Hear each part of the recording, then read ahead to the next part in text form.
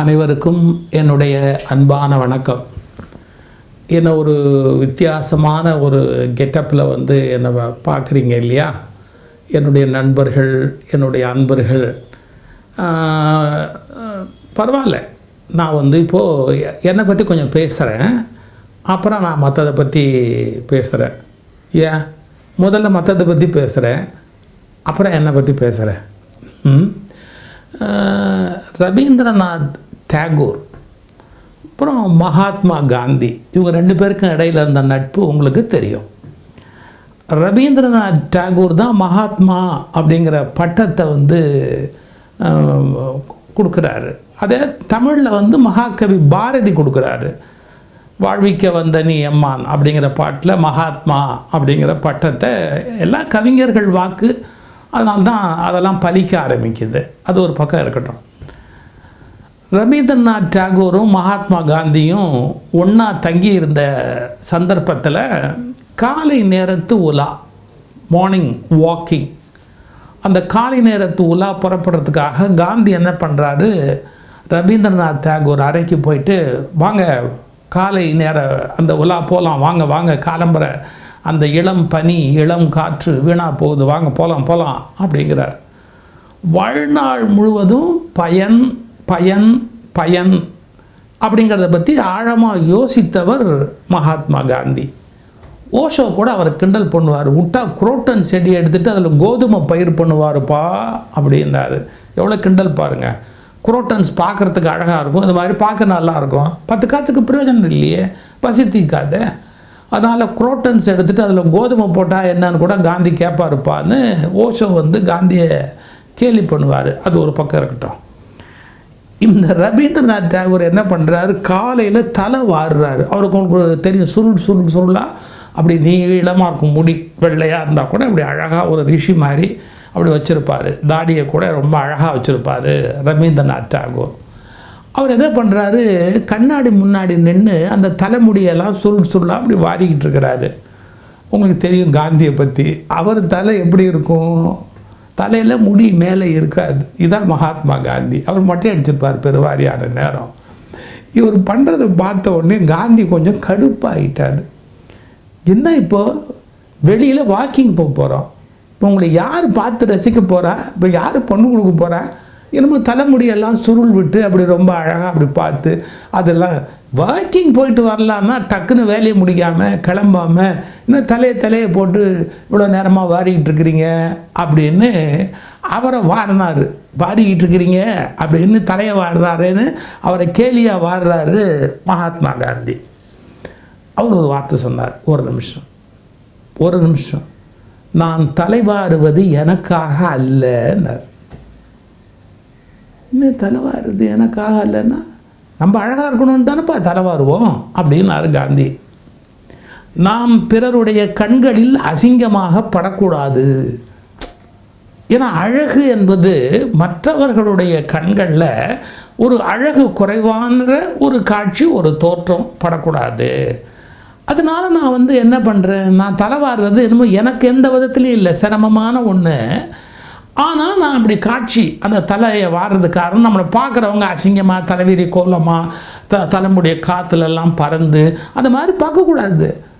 அவங்களுக்கு அழகு செதஞ்சு போயிடும் மனதுக்குள்ளே பார்க்குற போது.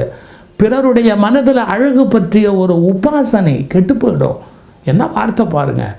ஏன்னா அவரும் சுந்தரத்தின் உபாசகன், அழகின் உபாசகன் ரவீந்திரநாத் டாகூர். கவிஞர்னா அப்படி தானே இருப்பான். அதனால அவர் சொல்கிறாரு, நான் எனக்காக வரல, நான் மற்றவங்க பார்க்கும்போது அவங்க மனசில் அழகு செதஞ்சிடக்கூடாது அப்படிங்கிறதுக்காக வாடுறேன். இப்போ நான் எதுக்கு இதை சொல்லிக்கிட்டு இருக்கேன்னு யோசிக்கிறீங்களா? நான் இத்தனை நாள் டையெல்லாம் போட்டுக்கிட்டு இருந்தேன் தலைக்கெல்லாம். எதுக்குன்னு கேட்டால், அந்த மீடியாவுக்கு போகும்போது சொல்லுவாங்க, சார் அந்த கொஞ்சம் கூட அந்த வெயிட்டு தெரிய வேணாம் சார், இந்த இடத்துல டச் பண்ணுங்கள் சார், அந்த இடத்துல டச் பண்ணுங்கள் சார், தலையை அப்படி. நான் அவங்களுடைய மீடியாவுடைய விதிமுறைகள் அல்லது அவங்களுடைய வேண்டுகோள்களை மறுக்க முடியாது.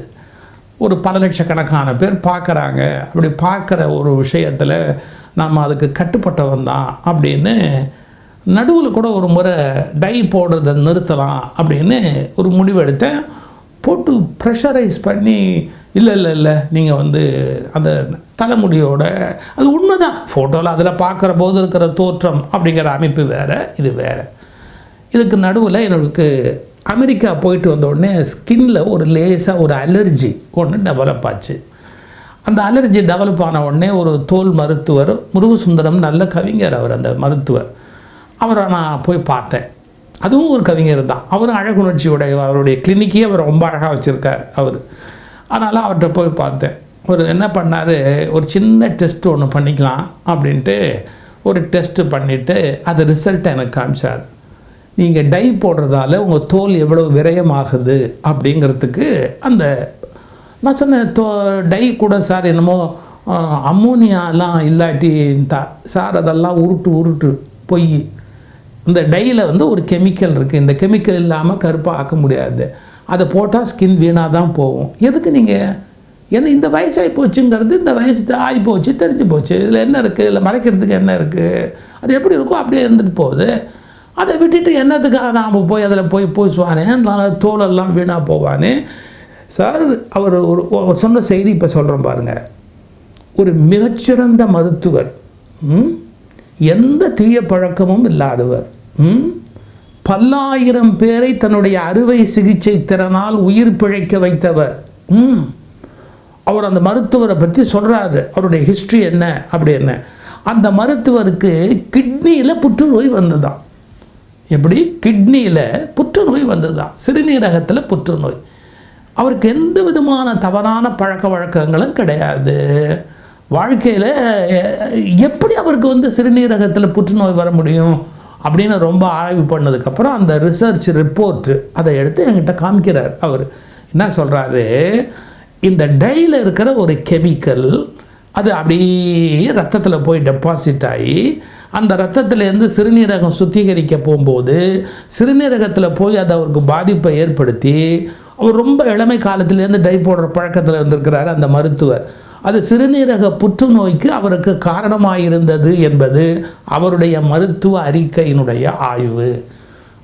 இதை எடுத்து என்கிட்ட சொல்லிவிட்டு, இனிமேல் உங்கள் இஷ்டம், டை போடுறதோ போடாததோ உங்கள் விருப்பம், என்னுடைய அபிப்பிராயம் மருத்துவருங்கிற முறையில் போடக்கூடாது அப்படின்னார்.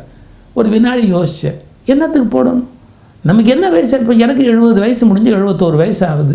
71 வயசில் வெள்ளையாக தானே தலைமுடி இருக்கணும். நம்ம என்னத்துக்காக மீடியாவில் கேட்குறாங்கன்னா அதுக்காக நம்ம மாற்றணுமா? நம்ம அதுக்கு கஷ்டப்படணுமா? அதுக்கு உரிய துன்பங்களை அனுபவிக்கணுமா அப்படின்னு நான் முதல்ல டேகூர் கருத்து சொன்னது, பிறருக்கு நாம் மீடியாவில் காட்சி அளிக்கிற போது ஒரு தோற்றம் நல்லா இருக்கணுமே அப்படின்னு. நாம் நல்லா இருக்கணுமே. அதன் பிறகு அவர் சில கட்டுரைகள்லாம் எனக்கு எடுத்து கொடுத்தாரு. இந்த டை என்னென்ன மாதிரியெல்லாம் ஒரு மனிதனுடைய உடம்பில், ரத்தத்தில், தோலில், அப்புறம் வந்து மரணமே பல பேருக்கு ஏற்படுத்தியிருக்கு அப்படிங்கிறது. உடனே உங்களுக்கு தெரியும், இது எனக்கு தெரிஞ்ச நண்பர்கள், உறவினர்கள், கூட இருந்தவங்கெல்லாம் நேச்சுரல் டை இருக்குப்பா, அவரு போடலாம்ப்பா, என்னது இந்த வள்ளி இலை இருக்குது, மருதாணி இலை போடலாம், அப்புறம் வந்து சாம்பல் இருக்குல்ல, தேங்காய் சில்லு இருக்குல்ல, தேங்காய் சில்லை நல்லா கருக்க வச்சு அந்த கறியை எடுத்து மருதாணியோடு ஒன்றா சேர்த்து அரைச்சி அதை போட்டால் அதில் எதுக்கு இவ்வளோ கஷ்டம், விக்கு வைக்கலாம். அது இன்னும் சில பேருடைய யோசனை. நம்ம ஜனங்க சொல்கிற மாதிரி யோசனை இருக்கு, கணக்கு வழக்கு கிடையாது. நான் கூட முன்னாடியே நடுவில் ஒரு தடவை மூட்டு வலியில் கஷ்டப்பட்டேன், கீழே விழுந்துட்டேன், மூட்டு வலியில் கஷ்டப்பட்டேன். நான் மூட்டு வலியால் பட்ட கஷ்டத்தை விட 300 பேர் சொன்ன யோசனையினால் அதிகம் கஷ்டப்பட்டேன். நான் அப்போவே சொன்னேன், மூட்டு வலியும் 300 யோசனைகளும்னு ஒரு புஸ்தகம் எழுதலாமான்னு பார்க்குறேன் அப்படின்னு. எனக்கு இருக்கிறது ஒரே ஒரு மூட்டில் தான் வலி வந்தது, கீழே விழுந்துட்டதுனால. அதுக்கு அவன் சொன்ன யோசனையும் மருந்தும் அப்புறத்துக்கு தைலமும் அப்ளை பண்ணுறதுக்கு இலைகளும் தழைகளும், ஐயோ வர்றப்போலாம் ஆளுக்கு ஒரு யோசனை. சித்த மருத்துவம் படிக்கலை, ஆயுர்வேதம் படிக்கலை, எம்பிபிஎஸ் படிக்கலை, எதுவுமே படிக்கலை, ஆனால் எல்லோரும் யோசனை. அப்போ தான் சொன்னேன், மூட்டு வலியும் 300 யோசனை, இன்னொரு புஸ்தகம் எழுதலாமா அப்படின்னு. அதே மாதிரி இதுக்கும் விக்கு வச்சுக்குங்க, அப்படி பண்ணுங்க, அப்புறம் வந்து லைட்டாக அந்த இது மட்டும் பண்ணலாம், இல்லை ஒரு லைட் பவுடர் இருக்குது, அதை போட்டுக்கிட்டிங்கன்னா சரியாக இருக்கும், 100 யோசனை. எனக்கு எங்கள் டாக்டர் சொன்னது தான் முக்கியம்.